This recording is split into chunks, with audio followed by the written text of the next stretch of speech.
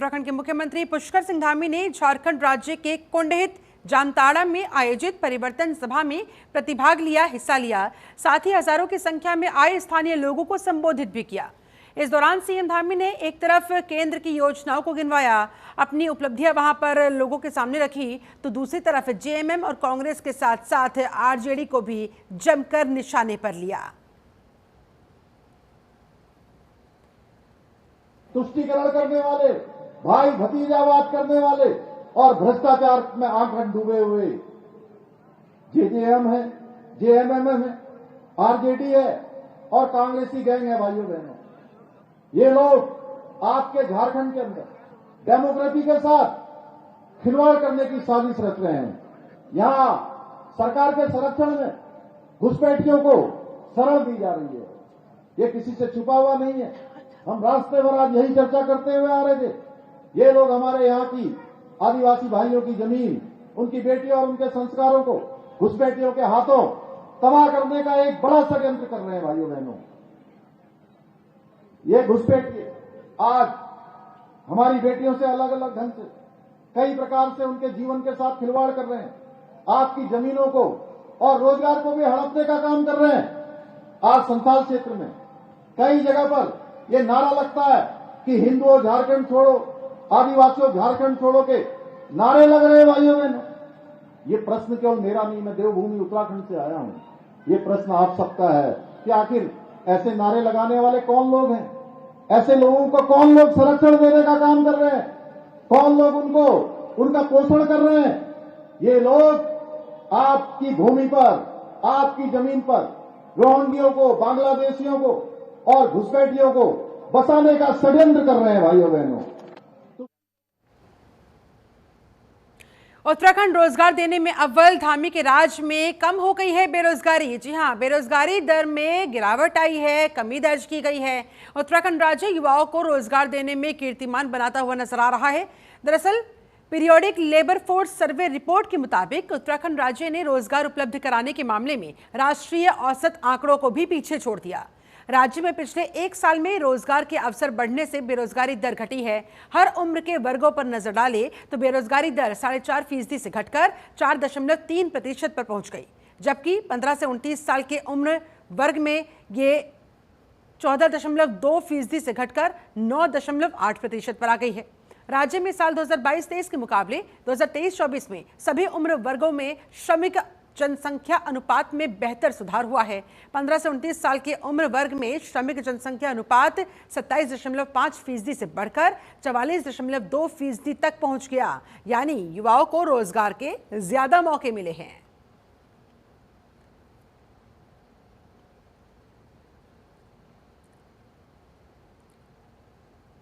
वहीं देहरादून में प्रदेश में आज होगी बीजेपी की मंडल स्तरीय बैठक। प्रथम चरण के सदस्यता अभियान के तहत ये समीक्षा वहां पर होनी है। इस बैठक में इस पर चर्चा होनी है।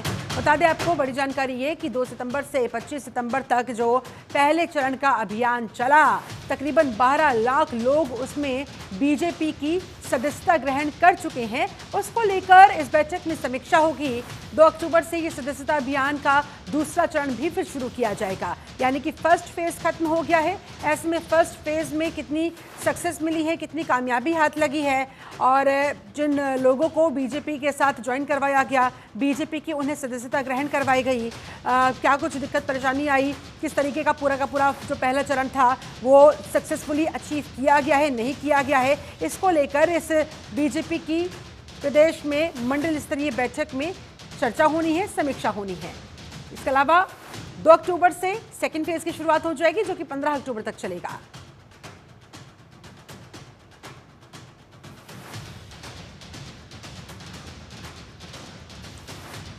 हरीश खन्ना हमारे साथ ज्यादा जानकारी के साथ संवाददाता लाइव कनेक्ट हो गए हैं। हरीश, कैसा रहा पहला चरण, जिसको लेकर समीक्षा बैठक में चर्चा भी होनी है, और फर्स्ट फेज के बाद अब सेकंड फेज की भी क्या तैयारियां?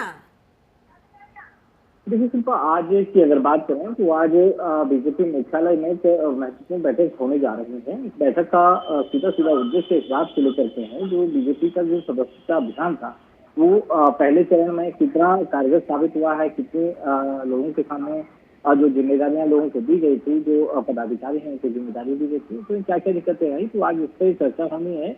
और इसके अलावा अगर हम 2 अक्टूबर की बात करें तो 2 अक्टूबर से जो दूसरे चरण की जो सदस्यता अभियान है उसे फिर गति दी जानी है, इस पर भी आज चर्चा होनी है। जाहिर सी बात है कि आज बीजेपी के मुख्यालय में एक महत्वपूर्ण बैठक इस बात को लेकर के की जा रही है कि ताकि जो जिन लोगों को जिम्मेदारी दी गई थी, मंडल स्तरीय बैठक यहाँ पर हो रही है, इसमें सभी जो मंडल अध्यक्ष हैं वो मौजूद रहने वाले हैं।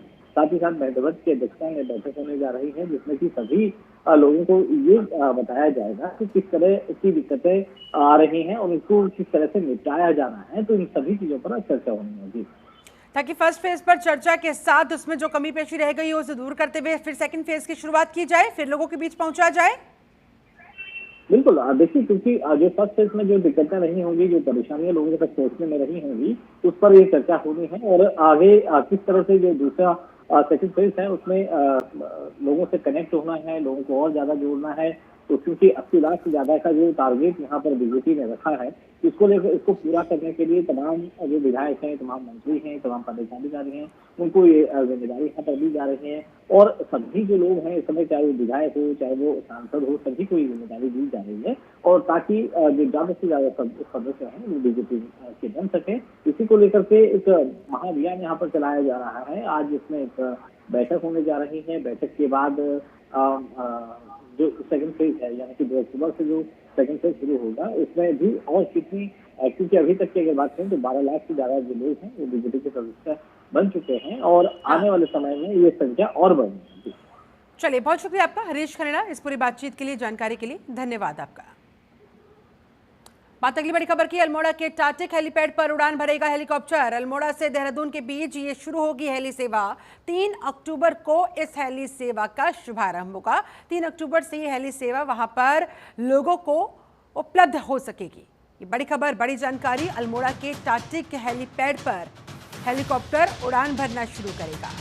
अल्मोड़ा से लेकर देहरादून तक के बीच ये हेली सेवा, जिसकी शुरुआत, जिसका शुभारंभ 3 अक्टूबर को होगा और उसके बाद फिर आम लोगों के लिए भी ये फैसिलिटी शुरू कर दी जाएगी। 3 अक्टूबर को शुभारंभ के बाद इस सेवा का लाभ लोग उठा सकेंगे। अल्मोड़ा से लेकर देहरादून के बीच ये हेली सेवा की शुरुआत होने जा रही है। इससे लोगों का समय बचेगा और 3 अक्टूबर से शुभारंभ के बाद लोगों के लिए ये सुविधा उपलब्ध करवा दी जाएगी।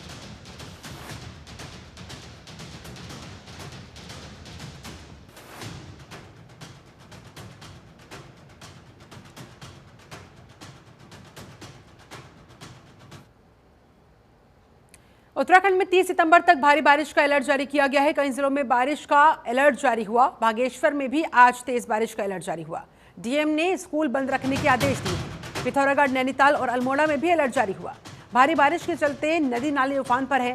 उत्तराखंड के विभिन्न जिलों में लगातार हो रही मूसलाधार बारिश थमने का नाम नहीं ले रही है। लोगों की मुश्किलें इस वजह से बढ़ती जा रही है। हालांकि इसके मद्देनजर पहले ही मौसम विभाग की तरफ से अलर्ट जारी कर दिया गया था। बता दें आपको, टिहरी, चमोली, बागेश्वर और पिथौरागढ़ जैसे क्षेत्रों में भारी बारिश की वजह से नदियों का जलस्तर बढ़ गया, जिससे भूमि कटाव और भूस्खलन जैसी समस्याएं उत्पन्न हो रही है। मौसम विभाग के मुताबिक 30 सितंबर तक इसी तरह के हालात कमोबेश बने रहेंगे।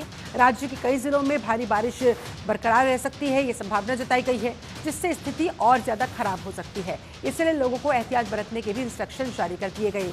टिहरी जिले के घनसाली क्षेत्र में देर रात से मूसलाधार बारिश हो रही है, जिससे धर्मगंगा नदी का जलस्तर खतरनाक रूप से बढ़ता जा रहा है, जो चिंता को और ज्यादा बढ़ाता हुआ।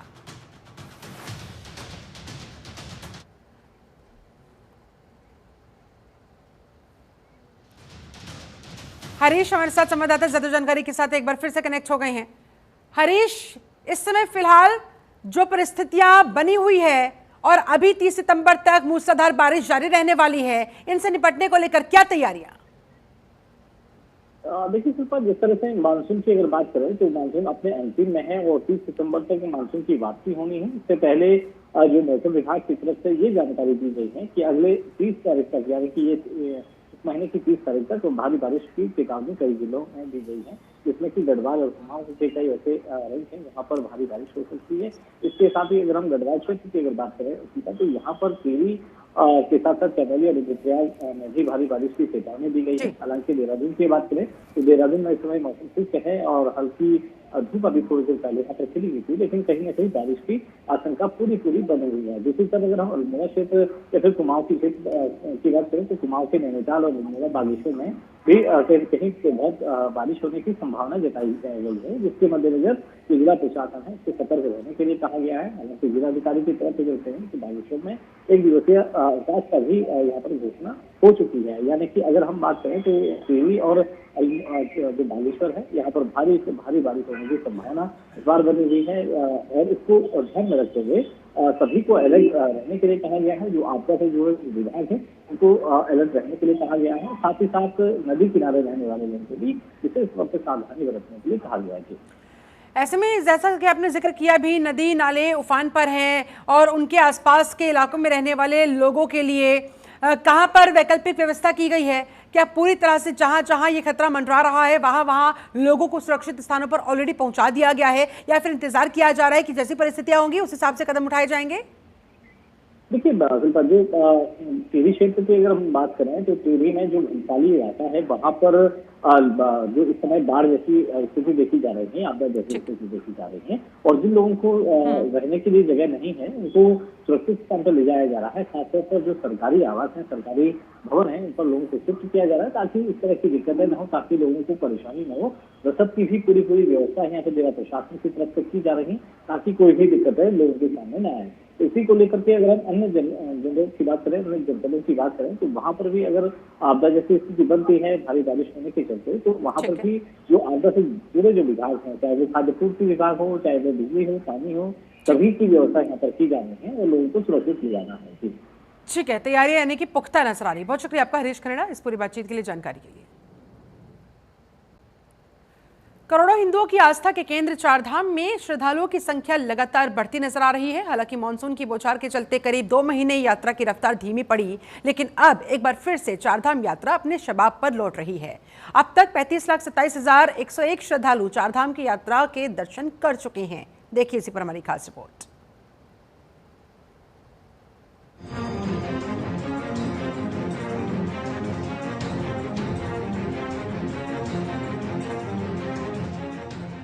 चारधाम यात्रा ने पकड़ी रफ्तार, चलो केदार। बाबा केदार के द्वार आस्था का सैलाब, बाबा के दर पर 24 घंटे रौनक, जयकारों से गूंज रहा बाबा केदार का द्वार। उत्तराखंड में एक बार फिर से चारधाम यात्रा रफ्तार पकड़ने लगी है। इन 2 महीनों में मानसून की बारिश ने यात्रा पर खलल डाला, लेकिन अब मानसून करीबन विदाई पर है, तो यात्री चारधाम के दर्शनों के लिए आने लगे। खासकर केदारनाथ धाम में यात्रियों का हुजूम देखने को मिल रहा है। मानसूनी सीजन में करीब 1 महीने तक यात्रा बंद रहने के बाद भी अभी तक 11,92,000 यात्री केदार बाबा के दर्शन कर चुके हैं। अब तक कितने श्रद्धालुओं ने किए दर्शन? केदारनाथ धाम 11,92,900, बद्रीनाथ धाम 10,24,892, यमुनोत्री धाम 6,12,137, गंगोत्री धाम 6,97,172। अब एक बार फिर से चारधाम यात्रा अपने शबाब पर लौट आई है। अभी तक 35,27,101 श्रद्धालु चारधाम के दर्शन कर चुके हैं। वहीं यात्रियों ने बताया कि धाम में अच्छी सुविधाएं हैं। बाबा केदार के गर्भगृह में जाकर अद्भुत दर्शन हो रहे हैं। जैसी भीड़ मई जून में रहती है, वैसी भीड़ इन दिनों केदार घाटी में है। रोजाना 11,000 से ज्यादा भक्त केदारनाथ धाम के दर्शनों के लिए पहुंच रहे हैं। बीती 31 जुलाई को केदारनाथ पैदल मार्ग तबाह हो गया था, लेकिन अब यात्रा का नजारा देखकर ऐसा बिल्कुल भी प्रतीत नहीं हो रहा कि पैदल मार्ग को कुछ नुकसान हुआ होगा। यात्रा पूरे जोर शोर से चल रही है।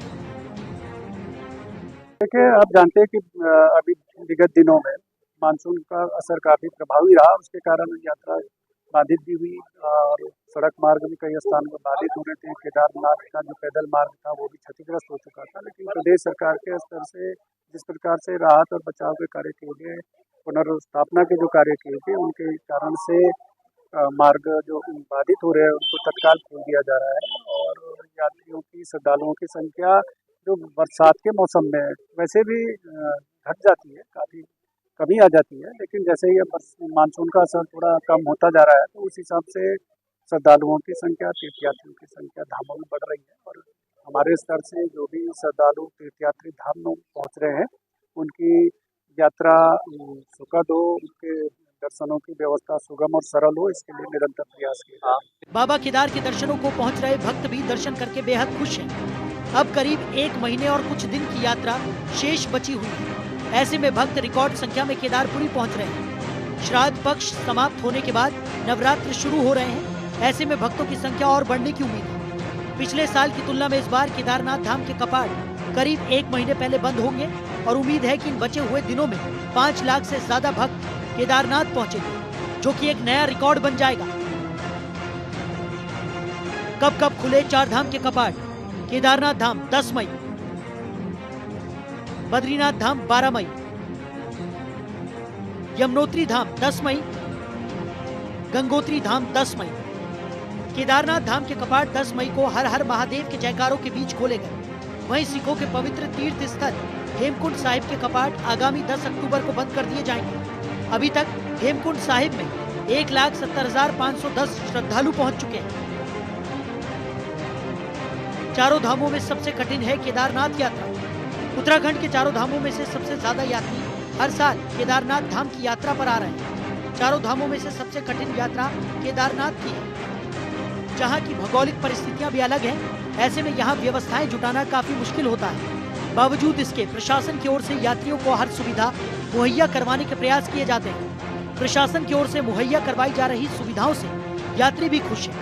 वहीं केदारनाथ धाम पहुंच रहे भक्तों को किसी भी प्रकार की दिक्कतें ना हो, इस बात का पूरा ख्याल रखा जा रहा है।